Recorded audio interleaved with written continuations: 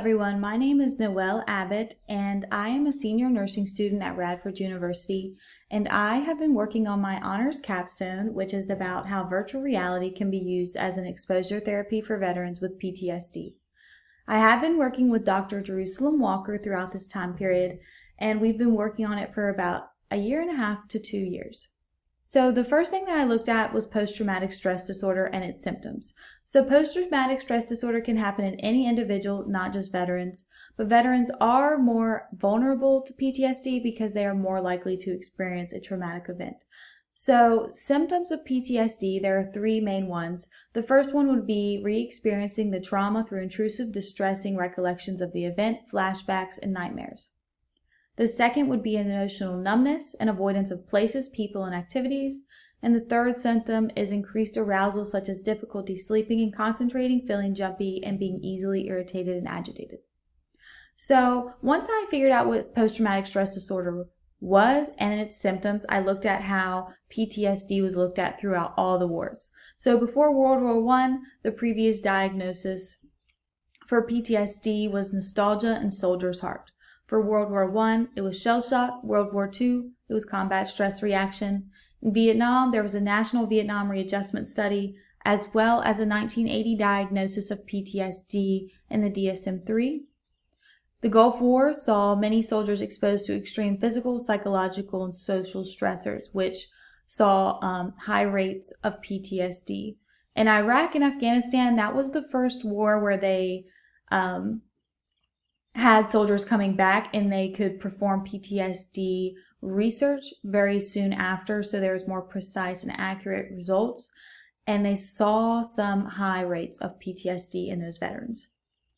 As a nurse, I looked at the long-term effects of PTSD and how it affects veterans. So they may have some chronic pain, autoimmune disease, depression, anxiety, withdrawal from society, loss of occupational or scholastic functioning, decreased ability to have successful interpersonal relationships, substance abuse, addiction, physical health problems, as well as self-harm and suicidal thoughts and behaviors.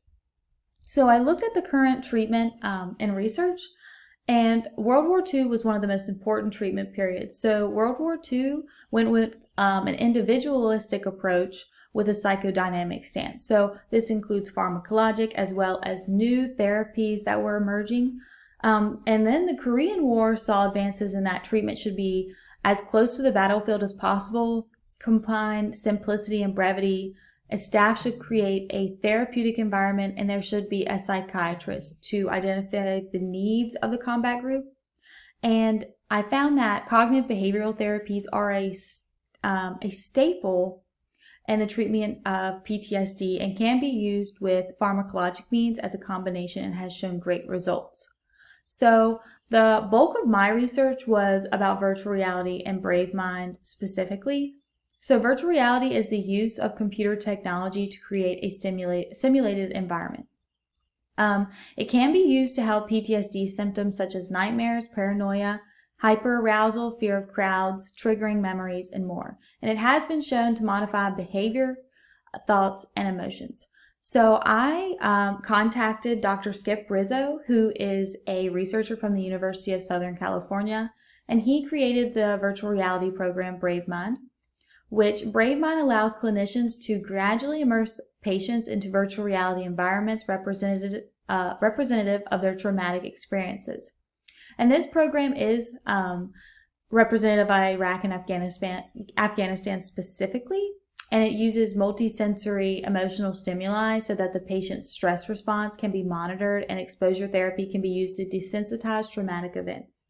So Dr. Skip Rizzo allowed me and Dr. Walker to have access to his program, and we worked with Charlie Cosmato in the library, where we were able to experience some of those traumatic events as well and simulate those type of environments so we could empathize with the emotions of these veterans who have been through these events. And as a nurse, that's very important to me, especially as a future nurse, because I was able to empathize with those emotions because I had never been in those type of situations. So for me, it helps me find better individualistic treatment for these patients and look at them from a holistic point of view.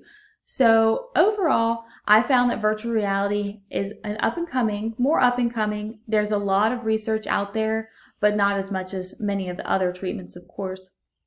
And it has shown great results in many areas, not only PTSD, but specifically veterans with PTSD. It has shown great results. There's been much research about it and in the literature. So I'm glad that I was able to look at this research and learn from it, as well as better help my patients in the future. And I'm very glad that I was able to share my research with you, and I hope that you all have a wonderful day. Thank you.